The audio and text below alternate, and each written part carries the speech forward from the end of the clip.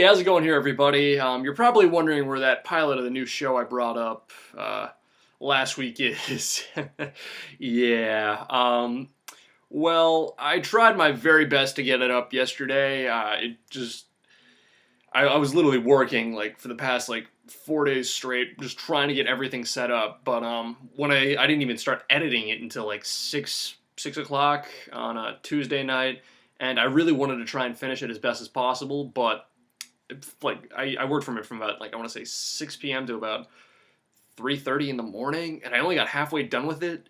So I decided, you know what? Rather than rush through and do an incredibly crappy job on it, I will just work on it for the next couple of days and then upload it next Wednesday, because that will give me enough time to really get everything else all configured and such, and then we'll all be happy and fine. But yeah, another thing I want to bring up here real quick is that if you're wondering why I haven't really been uploading at all lately, or really ever in the past like month, it's because like I'm really trying to get ready to get back to school. I need to I've been literally just been running all over places trying to get everything situated and sorts. I still need to get my absentee ballot up for the whole election, which, by the way, if you're over 18, make sure you're registered, because election is the greatest part about the United States, even if it is for stupid things like American Idol. Yeah, so I've been packing up, so I haven't really gotten a chance to really edit anything else, and also with me being totally preoccupied by this pilot, it's just like, well, I want to get the pilot up by this Wednesday, so unless I have to pretty much put everything else on hold, or else I'm not going to be able to finish it. So yeah, so pretty much I am going to try and start resuming probably on Sunday, because that's when I'll be all situated in my room. Everything will be all fine and dandy. I've said that about 3 times already this video, but I don't even care. But yeah, so everything will be good, and I'll be able to start uploading consistently again, because I won't be distracted by 1,000 other things that are going on right now. So yes. But to hold you guys over until then, I do have a nice, cool, decent length OU battle against this guy I found in the Pokemon Showdown by the name of Expert Physics, and I'm just going to get the team preview going right about now. And yeah, so as you can tell, I'm running my Team Fortress 2 theme team right here, and he's looking like he's running some sort of just kind of regular OU team.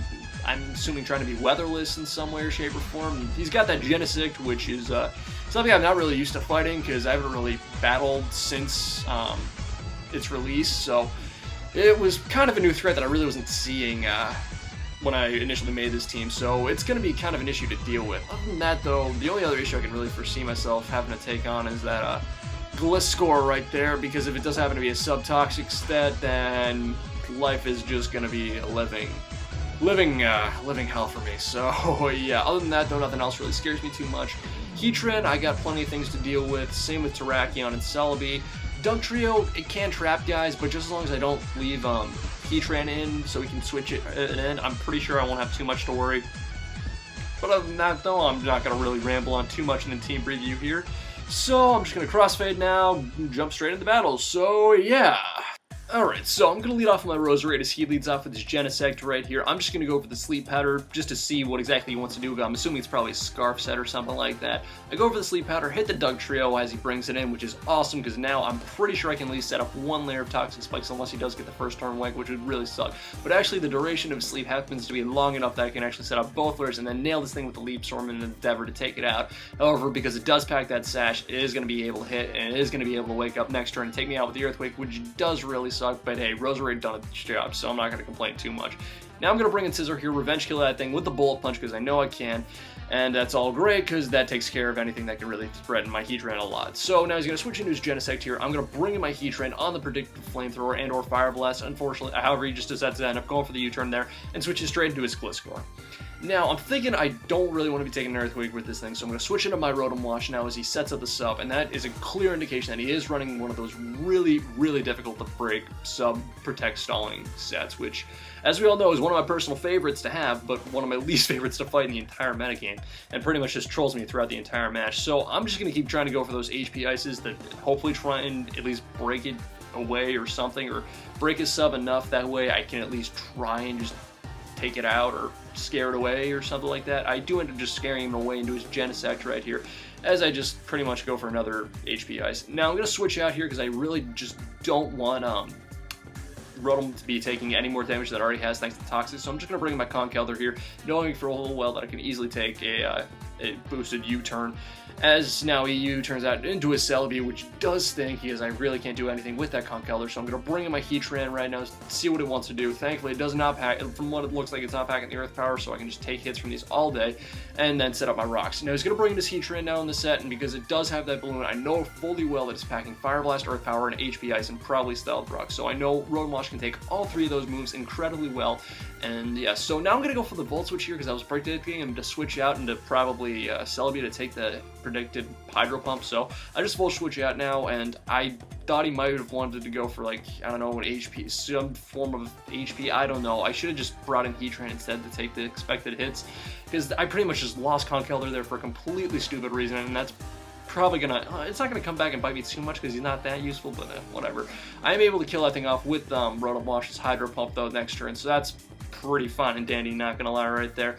But now he's just going to bring his Genesect. I'm going to switch into my Heatran to take the expected U-turn, and that U-turn just grants him perfect switch initiative to bring in his Gliscor right here, which really, really stinks because it's pretty much just going to be the same process all over again, except now I'm going to have to bring in something else to take the Toxic just so I can simply break this thing's freaking sub. So I'm going to bring in my Mew right now because I know this thing does have Taunt, and I know if I am able to taunt this thing, I can pretty much just completely make light work of this thing.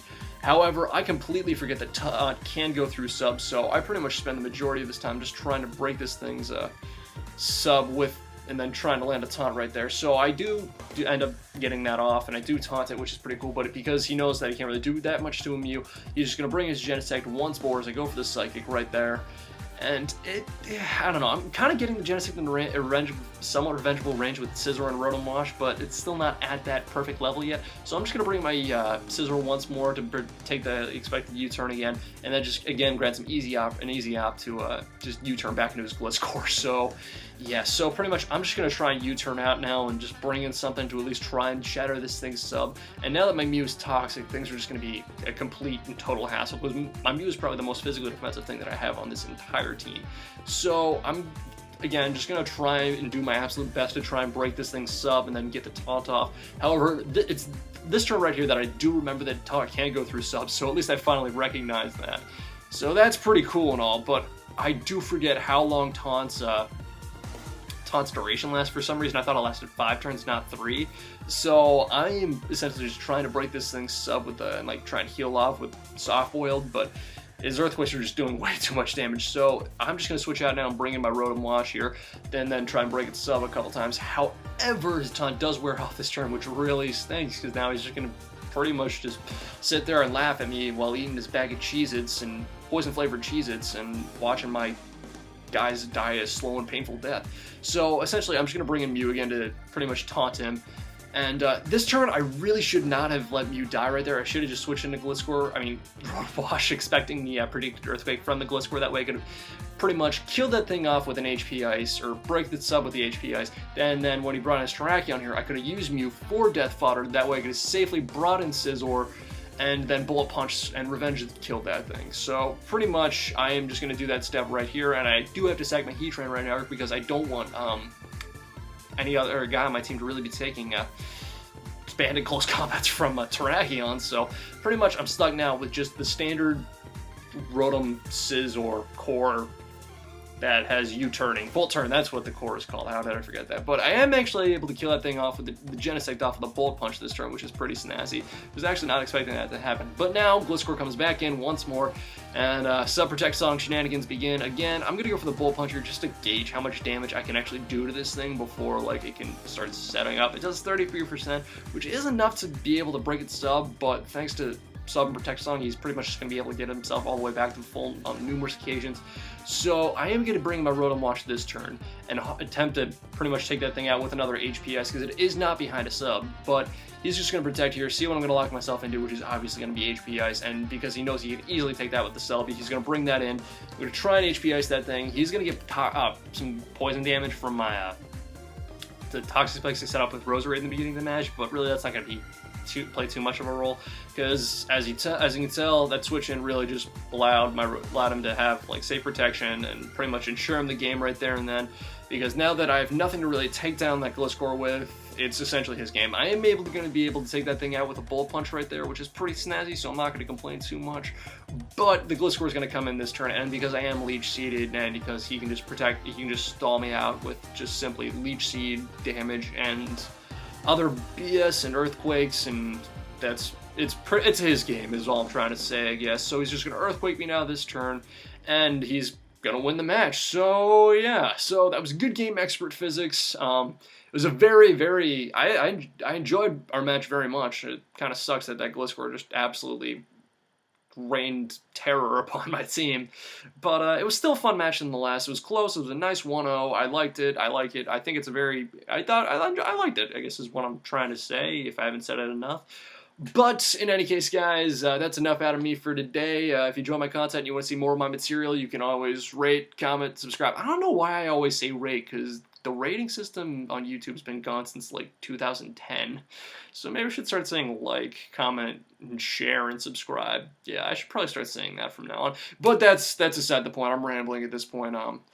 Yeah, so yeah. Also, again, expect hopefully daily uploads to resume this Sunday.